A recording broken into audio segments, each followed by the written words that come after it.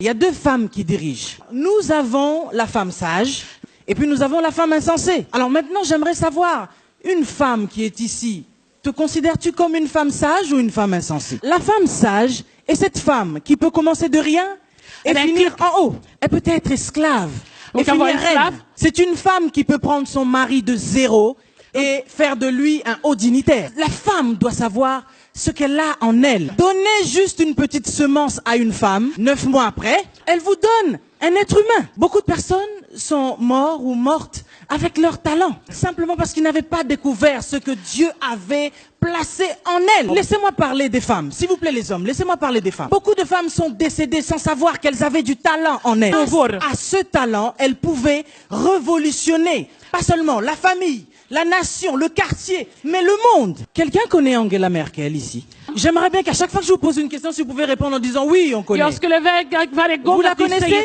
Est-ce que vous savez quel est son apport pour l'Allemagne? Cette femme a relevé l'économie de son pays. Aujourd'hui, l'Allemagne a du mal à se passer de cette femme. Elle est là où il y a les puissants du monde. Là où les hommes sont assis pour prendre des décisions, eh bien, il y a cette femme qui est là aussi. Et elle pèse, n'est-ce pas? Si Madame Merkel dit non à quelque chose, si elle refuse de prendre une décision, peut-être pour une loi ou autre, ce qui concerne l'Union européenne, eh ben, vous savez, cette loi peut ne pas être votée. Parce qu'elle pèse. Mes femmes, est-ce que tu pèses, toi? Est-ce que tu pèses, premièrement, dans ta maison? Si tu ne pèses pas dans ta propre maison, si tu ne pèses pas dans ta famille, comment pourrais-tu peser dans ta nation? Comment pourras-tu peser dans le monde? Tu dois avoir quelque chose pour peser. J'aimerais savoir, qui c'est ici qui a créé le chauffage de la voiture? C'est une femme qui a créé le chauffage de la voiture. Margaret Wilcox en 1893. La sortie de secours. On a des sorties de secours. Est-ce que vous savez qui a créé ça? Qui a inventé ça? C'est encore une femme. Oh là là, c'est extraordinaire, non? Qui a créé encore le radeau de sauvetage, seringue médicale, le réfrigérateur? Est-ce qu'il y a une femme ici qui a un réfrigérateur chez elle? Vous avez des réfrigérateurs chez vous? Qui a un réfrigérateur? C'est une femme qui a inventé le réfrigérateur. Est-ce que vous le saviez avant que je vous l'annonce? Mais regardez un petit peu ces femmes. Que serait le monde aujourd'hui sans ces femmes? On n'aurait pas de réfrigérateur. Elle a créé la plupart des technologies de télécommunication. C'est la physicienne Shirley Jackson. Elle a été la première femme noire à recevoir un doctorat du MIT en 73.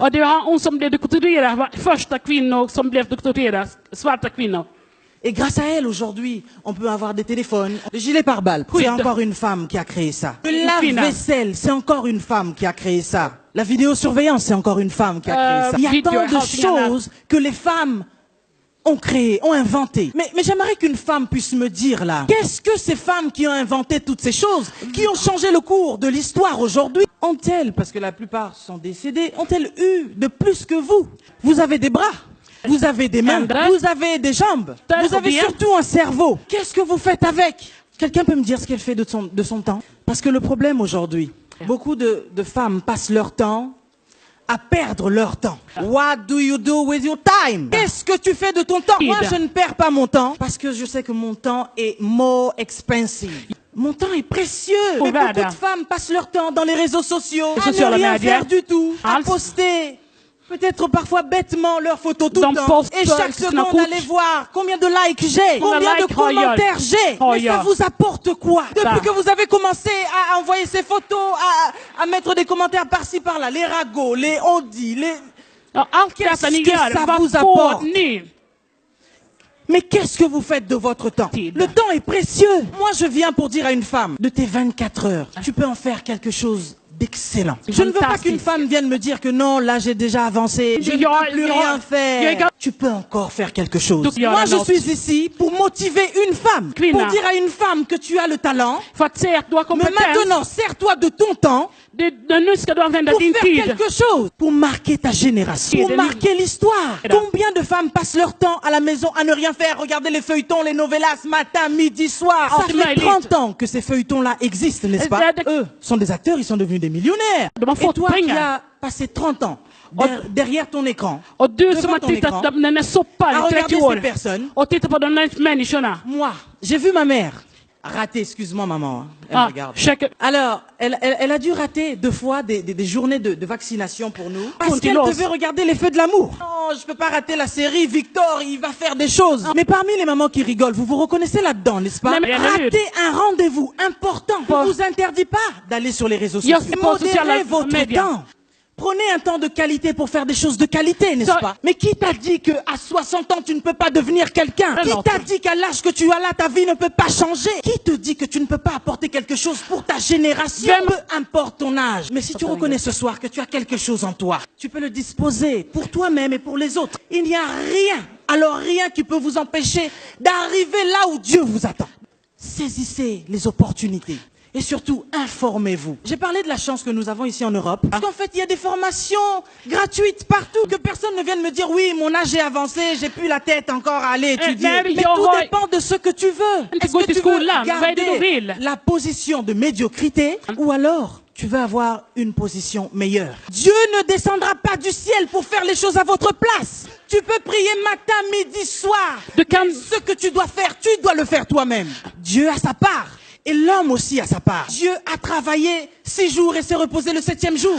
Mais beaucoup de femmes, elles travaillent 1 journée, 2 jours. Moi vraiment le travail ici en Europe, c'est difficile, ça me tue vraiment. Ah non, faut gérer les enfants. Et le mari encore le soir va te demander. Och mannen också vill ha sin del på kvällen. Ça, ce n'est pas une raison. Ja, men det är ingen skäl. Quelle est ta différence, toi et Angela Merkel? N'est-elle pas une femme comme toi? Elle est aussi mariée. Et comment fait-elle alors pour gérer sa maison et gérer l'Allemagne? Je vous l'ai dit au début, elle a relevé l'économie. Jag sa ju det. Qui est cette femme aujourd'hui qui veut relever sa maison? Qui est cette femme aujourd'hui qui veut relever son quartier? Qui est cette femme aujourd'hui qui veut marquer son histoire, son époque, sa génération? Beaucoup de femmes ici sont comme des téléphones portables avec beaucoup d'applications, mais qui ne servent à rien. Il y a plein de femmes qui ont des téléphones, dès qu'il faut faire quelque chose. Hé, Junior, viens un peu me montrer ici, comment on envoie le texto là? Comment on fait pour aller sur YouTube au 21e siècle? Vous ne savez pas utiliser un téléphone portable. Aujourd'hui, le téléphone portable dont je parle, c'est toi, femme! Comment est-ce que tu ne sais pas utiliser le potentiel que Dieu a placé en toi? Tu es plus qu'un téléphone portable. Tu as tellement d'applications en toi. Saisis l'opportunité. Et lève-toi maintenant.